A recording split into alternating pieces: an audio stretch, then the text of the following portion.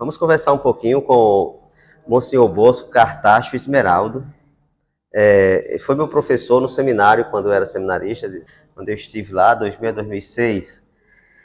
E na teologia, o Monsenhor Bosco foi nosso professor de Direito Canônico no curso de Teologia, no segundo ano. Monsenhor Bosco, eu particularmente tenho uma admiração especial pela sua dedicação, paciência, de serenidade, de tranquilidade. E a gente vê que é um homem feliz pelo seu sacerdócio, né? É importante viver a sua vocação com felicidade, serenidade, com leveza. E o Senhor Bosco, a gente percebe isso nele, né? Essa tranquilidade, essa entrega. E Monsenhor Bosco está completando 60 anos de sacerdócio. Então, fale um pouquinho, Monsenhor Bosco, da sua vida de sacerdote. É jubileu de diamante. Jubileu de diamante, não é? Bem, eu sou realmente do Crato, nasci no Crato, mas a minha infância primeiro foi lá em Missão Nova. Inclusive, é uma vila que está comemorando 300 anos da chegada dos frades capuchinhos a essa região. Antes não tinha, portanto, evangelização. Então, foi comemorado, já terminou a comemoração lá em Missão Nova, no distrito de Missão Velha, né? E meus pais moravam lá, e apenas eu nasci no Crato, fui batizado na catedral, mas a infância toda foi lá em Missão Nova. Depois, logo, apareceu sempre aquele desejo de eu ser padre, embora eu não soubesse bem o que era ser padre, mas tinha aquele desejo, gostava já de estudar, e então eu fui aceito pelo padre Rocha naquele tempo, padre Pedro Rocha de Oliveira, em 1951. Ainda ia completar 10 anos. Eita! Naquele tempo o seminário acolhia crianças, né? Então eu passei só no seminário de Crato, passei 8 anos estudando, né? Olha.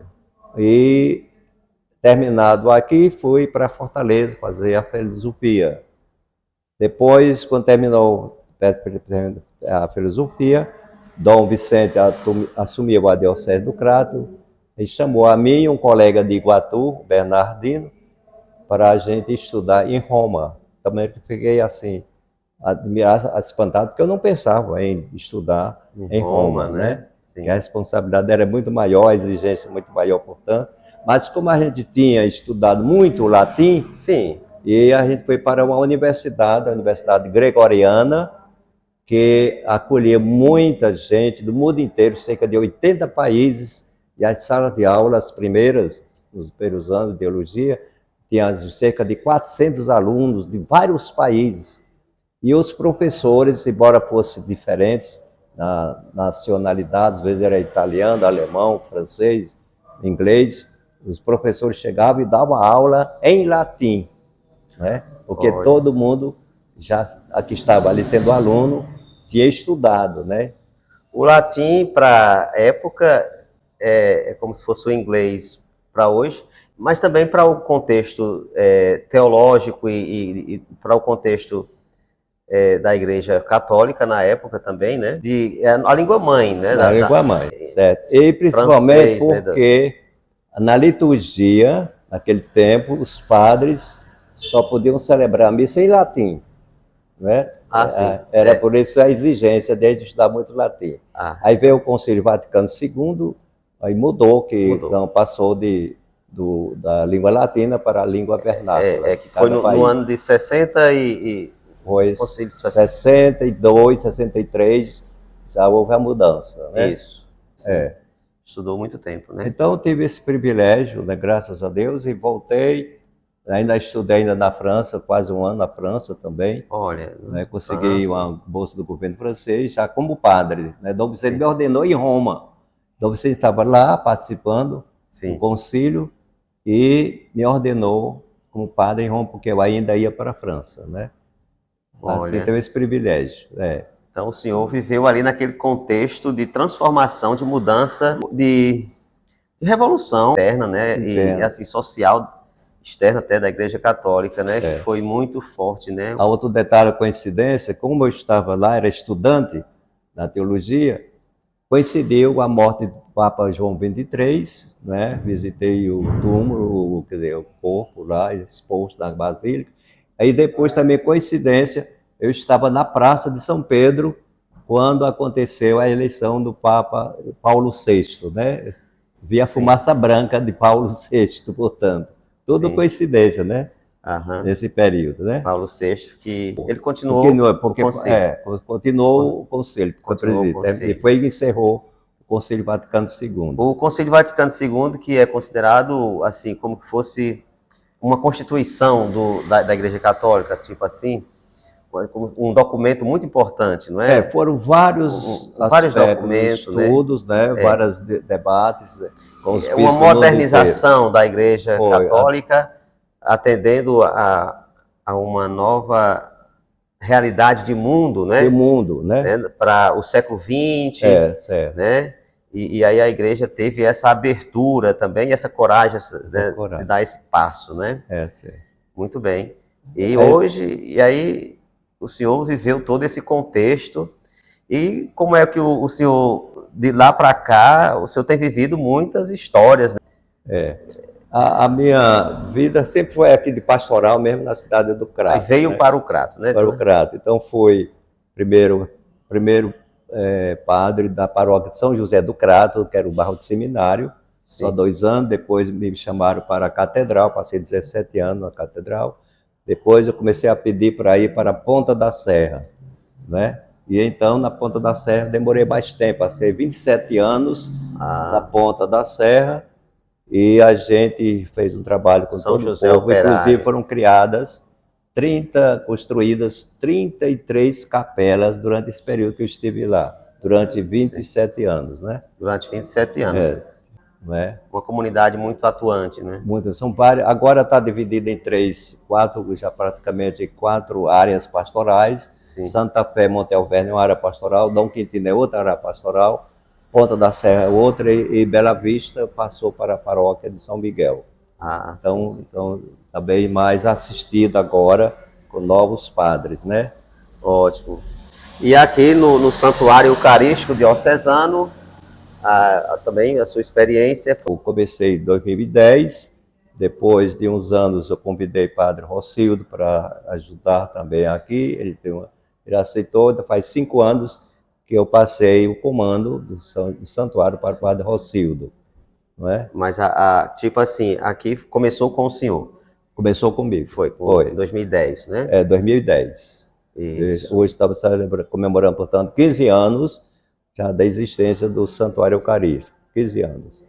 E esse espaço, assim, aqui no centro do Crato, o centro do Crato, que é uma cidade bem movimentada do comércio, movimento de pessoas, e ter, assim, um ponto de encontro com Jesus Eucarístico, onde as pessoas entram espontaneamente, a qualquer momento, horário, e faz suas orações. E como é que o senhor avalia, né, ter assim no Crato, no centro, um espaço aberto, né, para as pessoas entrarem e rezar a Deus, né?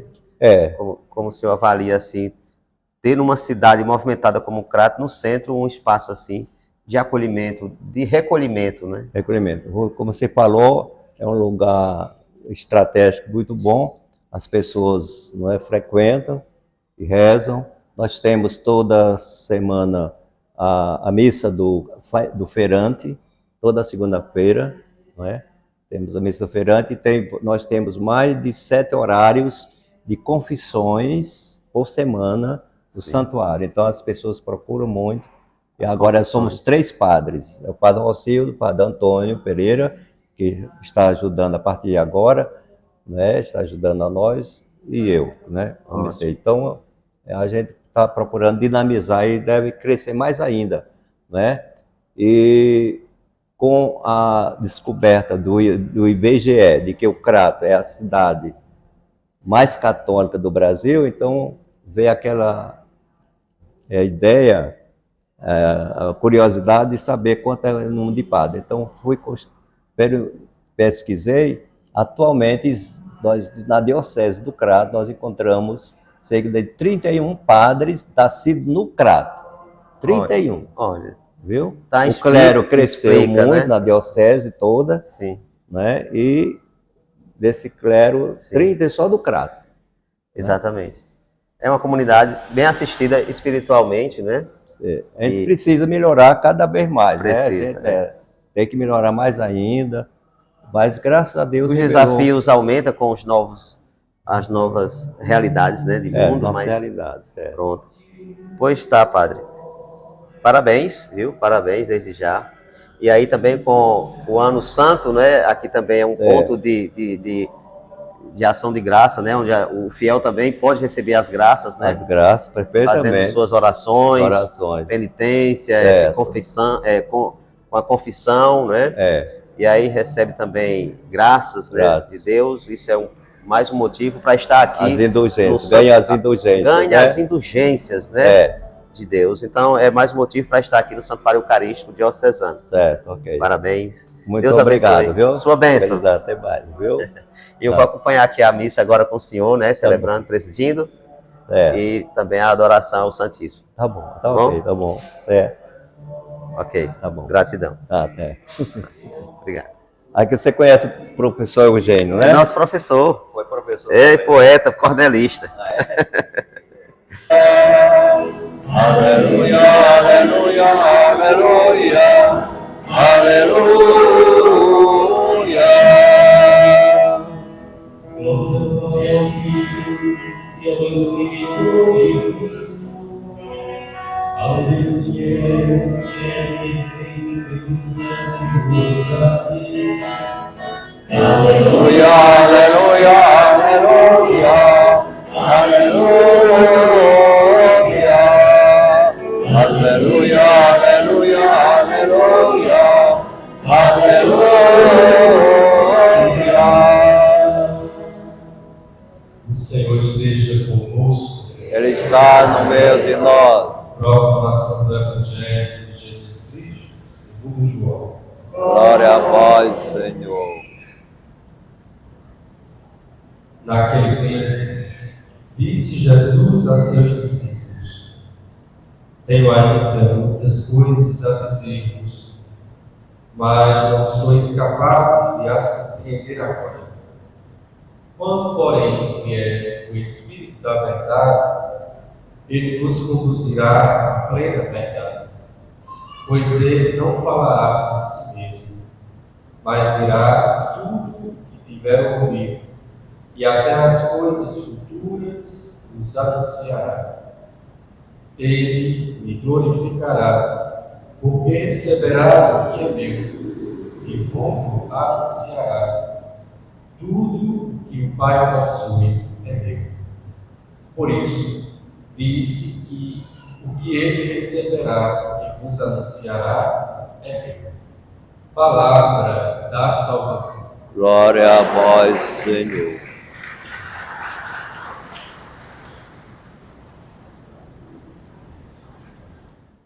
Caríssimos irmãos e irmãs, celebramos hoje a solenidade da Santíssima Trindade, o único Deus em três pessoas, mistério insondável da nossa fé. No primeiro livro da Bíblia, o Gênesis, está escrito que ao criar o homem, Deus disse: façamos o homem à nossa imagem e semelhança. Façamos. Refere-se à ação de mais de uma pessoa. Portanto, desde a criação, Deus já se revela uma trindade, Santíssima Trindade, a comum união de três pessoas num Deus único e verdadeiro. Na primeira leitura do livro dos Provérbios, ouvimos a voz da sabedoria de Deus que diz: desde a eternidade fui constituída, desde o princípio, antes das origens da terra, antes que fossem estabelecidas as montanhas, eu já existia e estava ao seu lado como mestre de obras.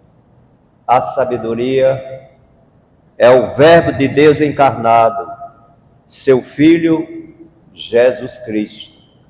O autor do livro utiliza uma linguagem humana para nos mostrar que desde sempre e para sempre a Santíssima Trindade existe, antes mesmo da criação do mundo e do ser humano. Na plenitude dos tempos, quando o Filho de Deus veio ao mundo, nós podemos compreender isso melhor, porque Jesus, o Verbo divino encarnado, nos disse que Ele é Deus, que Ele e Deus Pai são um só, e revelou tudo que o Pai lhe mandou revelar. O arcanjo Gabriel, na Anunciação, também revela o mistério de Deus Trindade a Maria, quando lhe diz que ela irá conceber um filho pelo poder do Espírito Santo, e esse filho será chamado Filho de Deus. Quando João Batista batizava Jesus nas águas do Rio Jordão, aconteceu uma teofania, isto é, uma revelação divina. O Espírito Santo desceu sobre Jesus sob a forma de uma pomba, e Deus Pai proclamou em alta voz para que todos pudessem ouvir: este é o meu Filho muito amado. De muitas maneiras, Deus nos revela a Santíssima Trindade, mas ela permanece para nós como um mistério absoluto, que só vamos compreender no céu quando estivermos face a face com Deus. Ainda não compreendemos, mas acreditamos pela fé. Jesus, durante o tempo que passou na terra, falava sempre aos discípulos, e fala até hoje para todos nós, da sua íntima união com Deus Pai.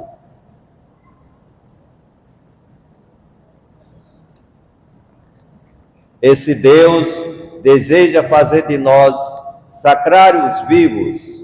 Jesus prometeu isso aos discípulos na última ceia: quem me ama guardará a minha palavra, e meu Pai o amará. Nós veremos a Ele e faremos nele a nossa morada. Fazer morada não se trata apenas de uma breve visita, de uma aproximação eventual, mas de uma presença contínua habitando em nós, dia e noite. A Santíssima Trindade quer habitar em cada pessoa, fazer morada no calor do coração onde pulsa a vida. Pela vontade de Deus, a nossa comunhão com Ele já começa aqui na terra. Mantemos essa união quando estamos firmes na fé, fazendo o que Deus quer e querendo o que Deus faz, e procurando viver o que Jesus nos ensinou, amando a Deus sobre todas as coisas e ao próximo como a nós mesmos. Continuemos esta celebração eucarística, louvando e bendizendo a Deus, que é uma Trindade Santa, que nos criou pelo amor e para o amor, e deseja habitar em nosso coração para dar sentido à esperança e à nossa vida. Façamos agora a nossa profissão de fé. Creio em Deus Pai, Todo-Poderoso, Criador do céu e da terra, e em Jesus Cristo,